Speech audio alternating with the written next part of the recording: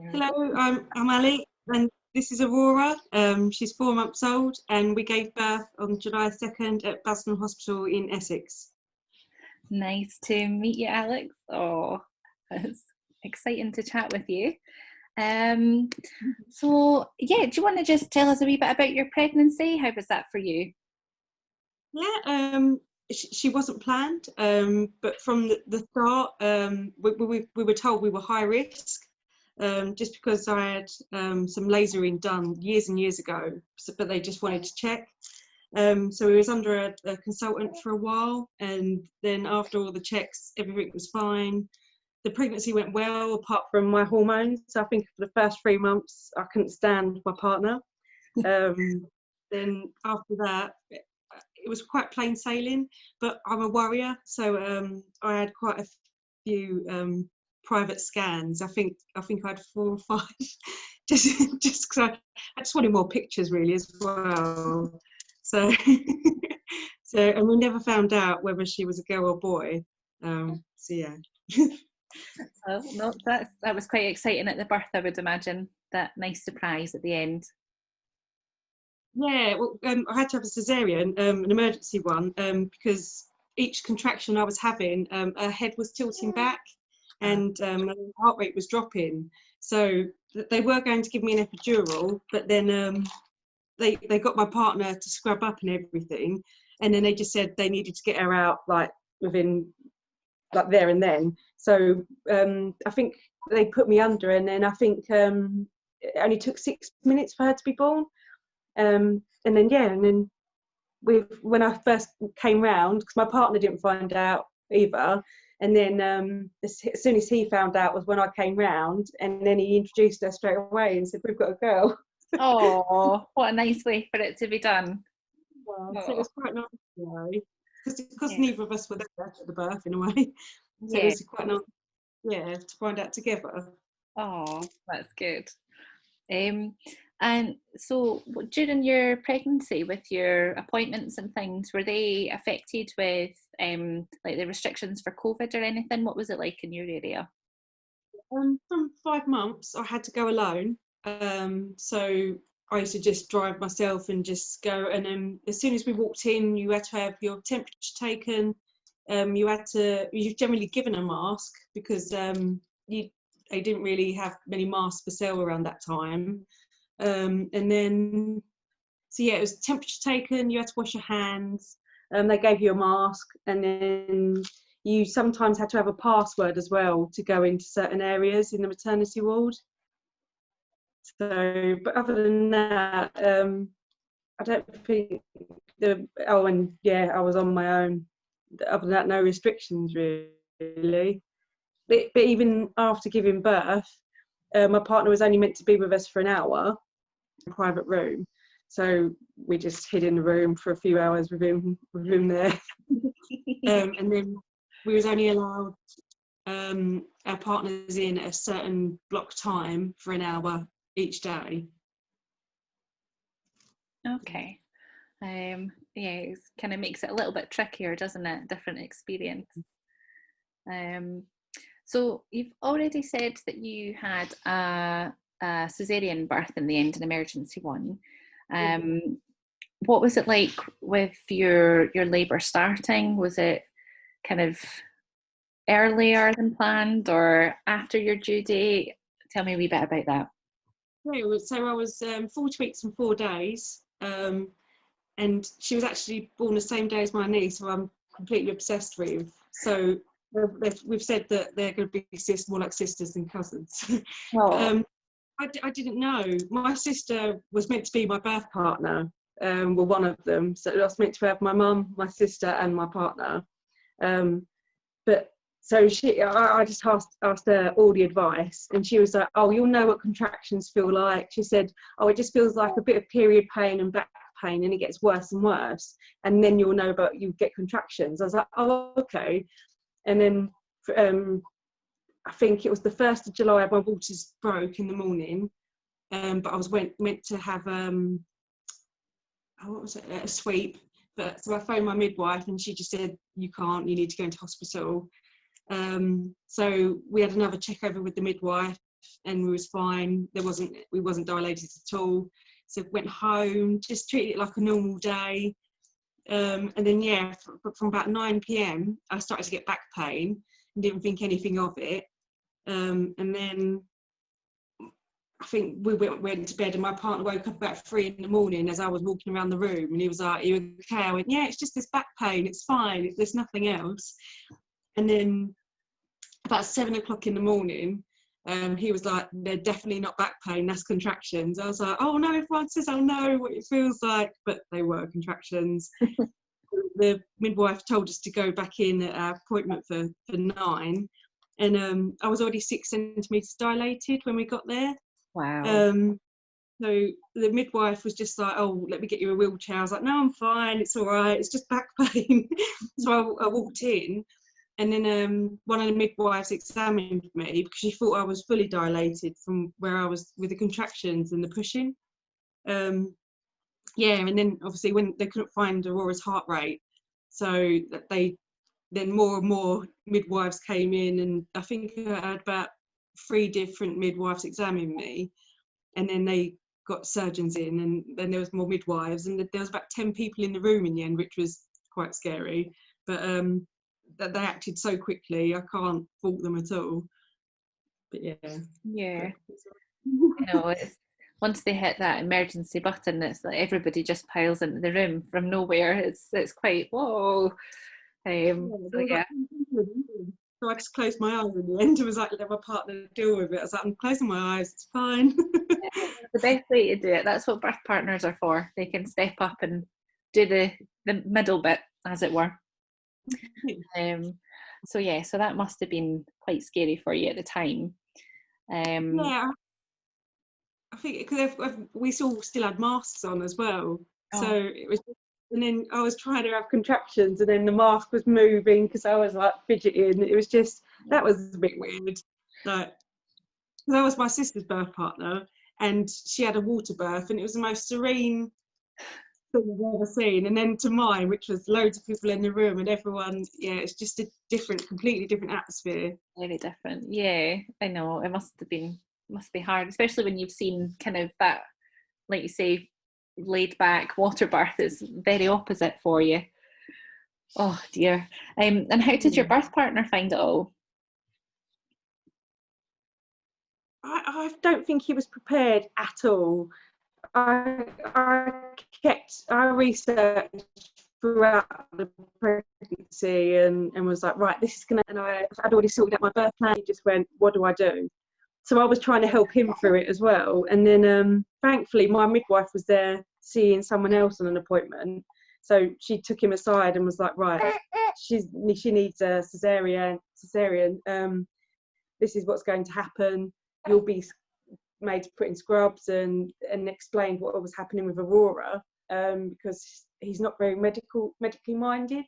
Okay. And then he just got ushered into a room, and then someone just came in and went, "Oh, you've had the baby, by the way." So he was just like, "Oh right, oh, is it that quick? Okay," like, didn't have a clue how quick it would be. Yeah, I think that's the bit that surprises everybody about the caesarean birth as well, is that the baby's actually born really, really quickly when it starts, and then it's the putting you back together again that takes all the time afterwards. It's yeah, everyone thinks it's really long time to get into baby. So yeah, that would have been a bit of a surprise for him as well. Yeah, he said when he came in to meet her, he said, like, obviously he didn't want to know what sex she was straight away, and they were like, "Oh, ignore your partner." I was having convulsions in the corner. They went, "Oh, it's normal, just ignore her." And he was just like, "What should I be happy? Should I be sad? Like, I've got a child there," but he didn't know what to do. Oh, so yeah, really mixed emotions. So I take it, I'm just gathering from your chat that you had a general anaesthetic rather than a spinal, is that right? Yeah. Yeah, just because her heart rate was going from 120 to between 60 and 80 with each contraction, they said that an epidural, she might not be here if they did it that way, so that they needed to be quick as possible. Yeah. So I think we had the surgeon in the end, or it was the top person. I don't know if it was a consultant, or we were just really lucky to get like the top person to do this. Oh, that's, Yeah, yeah, you were in good hands then. yeah, definitely. um, and when you, I'm assuming when you came round, you were taken to the postnatal ward. Was that where your other half kind of stayed for a bit longer?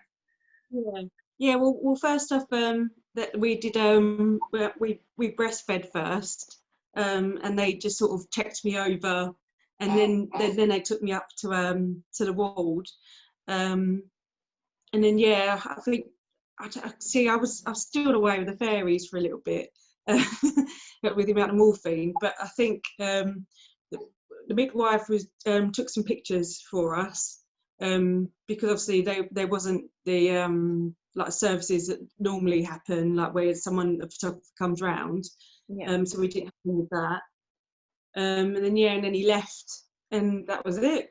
So we've been we are still breastfeeding, Fab. and that was the weirdest thing, like the breastfeeding support. Some of the midwives, I think they're just a bit old school. Like they were just like, oh yeah, that's good latch. And now speaking to lactation consultants and things, like it wasn't a good latch at all. I mean, she was on for over 12 hours the first, like Oh, um, and then some of the nurses came in and were like, that you have had no sleep. I was completely wired and just had her on me. But I think it was more of like a comfort thing that she wanted. yeah. But yeah, Oh, she's wow. never really left me. Yeah. Oh, I know. And that's totally normal as well. And that's great. That's obviously really helped your breastfeeding with the fact that you're still going. Because that's half the challenge, Yeah, isn't it? When you get home and keeping it going when you're tired. yeah, Um, yeah. Nights, yeah, plenty.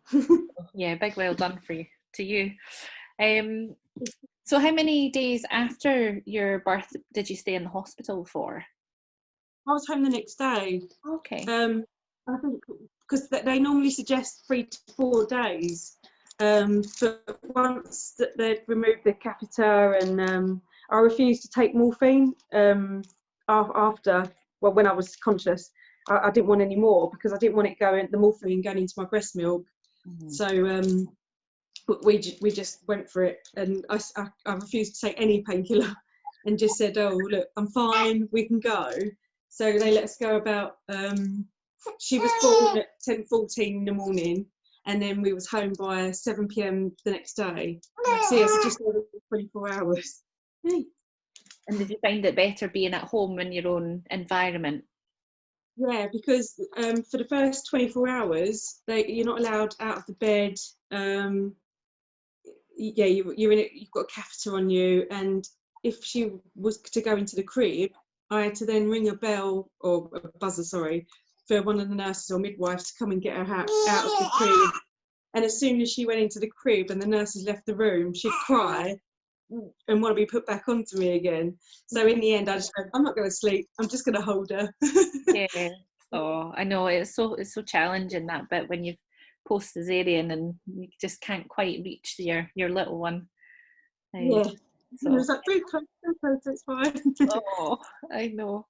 Oh, and how? So, if you found the recovery quite not easy, easy is not the right word.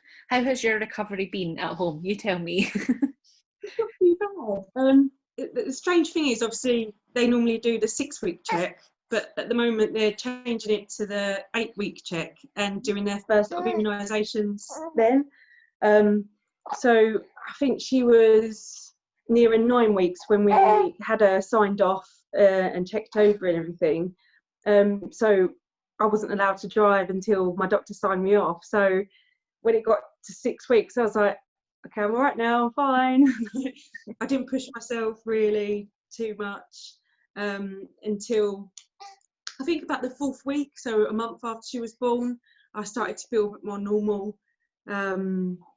I didn't feel like the stitches had started to dissolve and everything was fine like that. Yeah, it was just the injections. That's the worst thing. The Oh, blood thinners. yeah, the anti-clotting ones. I know. I've heard that. I've not had them myself, but I've heard a lot of people say they're really nippy, like they Yeah, sting quite a bit. Yeah. I'm petrified of needles, Oh no, so that's I even got the nurse to tell me how to do it. So he did it for me quite a lot, and then he had to go somewhere, and so my sister had to come home for the day, and she's not very good with blood. So, and when she injected me, she did it wrong. Like she angled it, and it bent, and then I started to bleed. So we were both pale faced, and when my partner came back, I was like, what have you two done?" Oh no. Oh dear. Well, you obviously made it to the end of was it the 10 days, I think they normally do it for, isn't it? Well done. That must have been your biggest challenge. I think out of all of it, that has been the biggest challenge. Well, that's not too bad then. Yeah, I'm just going to have a wee quick check of my prompts.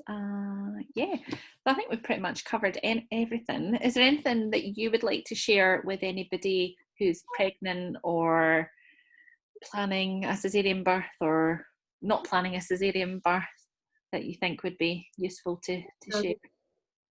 I'd go with the flow. I think I over prepared. I researched everything where I'm such a worrier. And I was like, right, the baby's going to be doing this week, or this is how my birth's going to be. And as soon as I got into the hospital and they just went, right, this needs to happen, I went, yep, fine, done.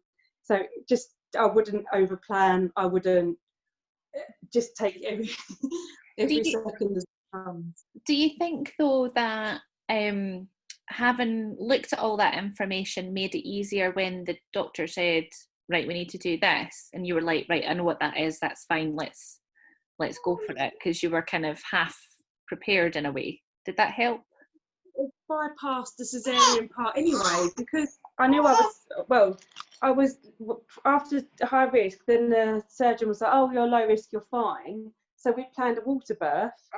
And then the midwife first said to me when we got in, oh, it's going to be,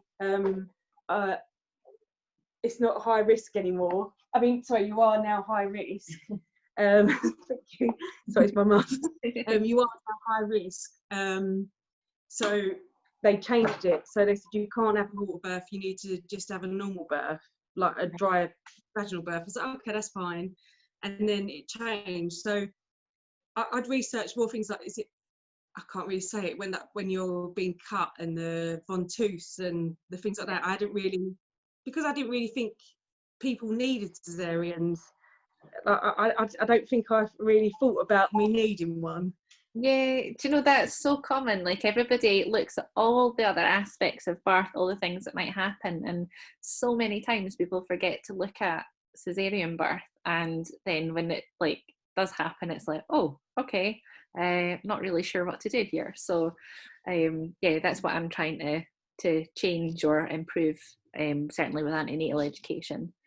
But I was an idiot as well, because in the space of 6 months, I think there was 5 out of my friends, we all had babies, and I think 3 of us all had cesareans. So more of us were having cesareans than not. So I should have really looked it up. I know. Do you know?